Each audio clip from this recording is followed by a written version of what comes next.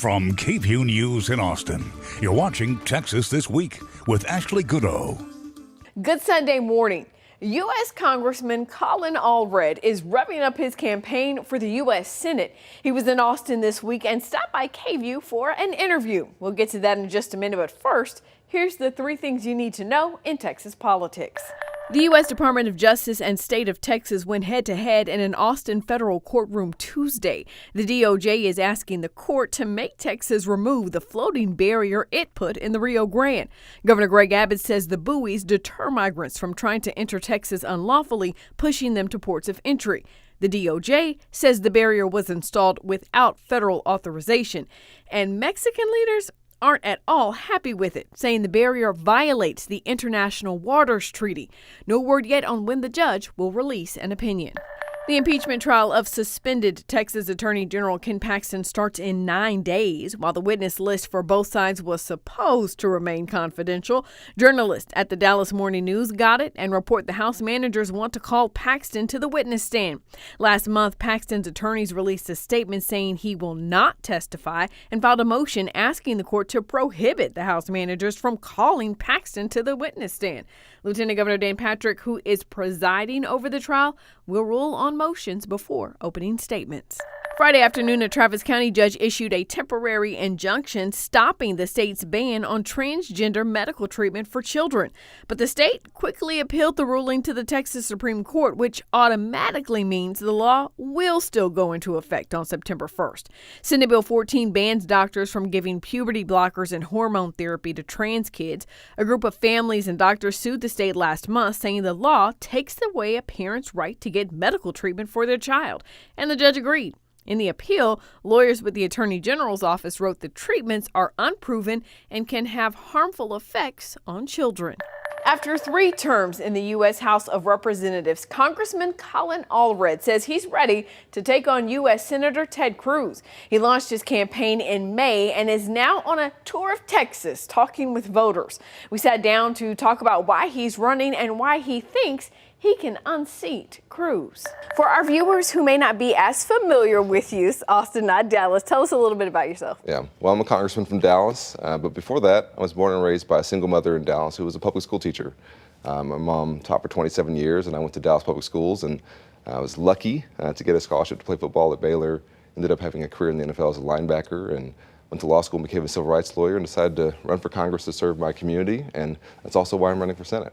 Yeah, let's talk a little bit more about why you decided, after 3 terms in the House of Representatives, to go after Ted Cruz. Yeah, well, I feel very strongly that we can't afford 6 more years of Ted Cruz in the Senate. I'm a 4th-generation Texan. My family's from Brownsville. I went to school in Waco, represent Dallas. I think I know who we are, and I don't think we're who Ted Cruz says we are. He wants to tell Texans how small we are, all things we can't do. I think he's been pitting us against each other for the last decade. I have a very different record of bringing folks together around the things that we do agree on. I was actually just named the most bipartisan member of the Texas delegation. I have a record of delivering, and one that I think we really need in a senator. Let's talk a little bit about your time in the House. During that time period, or during this time period you're still serving, what has been the piece of legislation you're most proud of? Well, I'm really proud of the work we've done to support our veterans. I've been on the Veterans Affairs Committee the last 4 years, and we actually got an entire hospital in my area donated to the VA to help us better serve our veterans. And it was my legislation that's building a major medical facility in El Paso for veterans, also a spinal cord facility in Dallas. And so I'm really proud of that. But also in terms of the investments that we're bringing back to our state, the infrastructure bill was a big deal for us. It's bringing $35 billion over the next 5 years. I voted for it. Ted Cruz voted against it. The CHIPS and Science Act, it's bringing high-tech manufacturing to our state. I voted for it. Ted Cruz voted against it. And I was one of the main forces behind the passage of the U.S.-Mexico-Canada trade agreement, which allowed us to better adjust that trade agreement. And Mexico's our biggest trading partner here in Texas, along with Canada, our number 2. So that's really good for our economy. And so all of this was bipartisan. It was done in a way that I think brings folks together and focuses on the things that can help people right now. When we talk about some of the issues facing Texans right now, for you, what do you think is number 1 on that list? Yeah, well, I think about the single mom out there who's working 2 jobs, like my mom was, and who's probably hoping that her elected officials are working as hard as she is.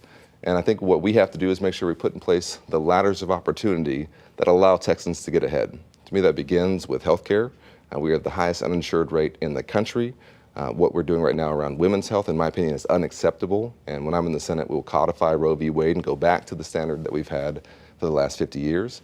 But it's also true, I think we can make important investments in education.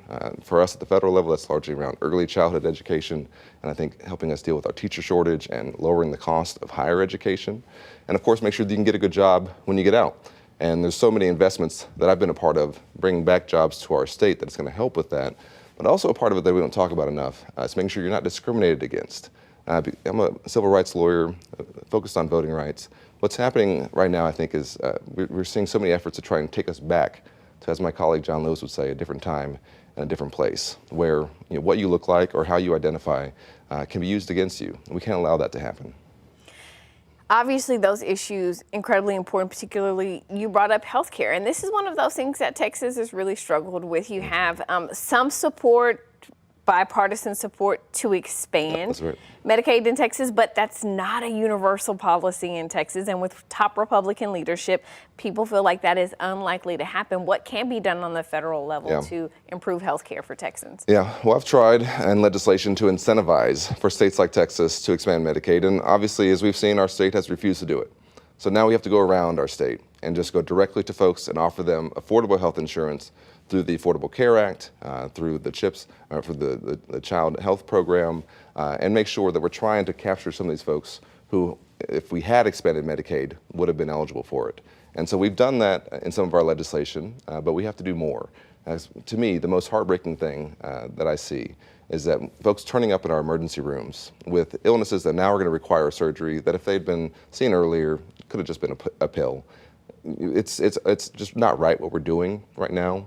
It's sad for us that we have the highest uninsured rate in the country, but it's also costing us a ton of money. And so it's just not smart. And there's something we have to do about it. Ted Cruz has been focused on taking health care away from folks. If people remember, back in 2013, he shut down the government to try and repeal the Affordable Care Act. He's been laser focused on trying to make it harder for us to lower the cost of prescription drugs. He voted against capping insulin costs at $35 a month. That's why we haven't been able to get it done for all Texans like we have for folks on Medicare. So there's a lot that we can do, but we have to get a senator who wants to do it.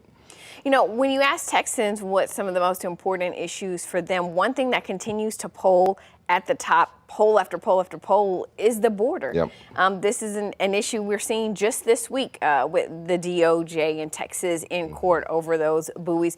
Talk to us about what things you think we should be doing at the border to help the situation there, which frankly really is a humanitarian crisis. Yeah, I really want to have this debate with Ted Cruz, in part because it's personal. My family's from Brownsville. My grandfather was a customs officer. My mom and my aunt grew up there, and I drove there every summer to visit my grandmother when I was a kid. And I know that our border communities are not just a political backdrop where you go to point out problems. They're a place that needs help. It needs help dealing with the crisis that we do have at the border. But to do that, we have to have legislation to help address it, which we haven't done since the Reagan era. And the reason we haven't is because of politicians like Ted Cruz, who this is too good of a political issue for them to actually try and solve the problem. And we know what the framework looks like. We do have to have major elements of border security. And to me, when we talk about border security now, it's not just migrants. It's also talking about fentanyl and the drugs that are getting into our country. And I've visited with our folks at CBP at the border. I know what they're dealing with. They need help. We also need to process people faster in a way that's more consistent with our values, deal with the folks who are here who are undocumented. And as every employer will tell you, they want to see us better match our immigration system to meet the needs of our economy, because they're dying for workers and they want more workers across the spectrum. And we can do all of those things. We've had frameworks to do it, but you have to have politicians in place who actually do it instead of using it as a political issue to try and get elected in the next election.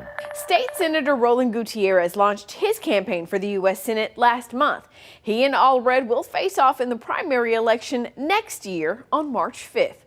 That's Texas This Week.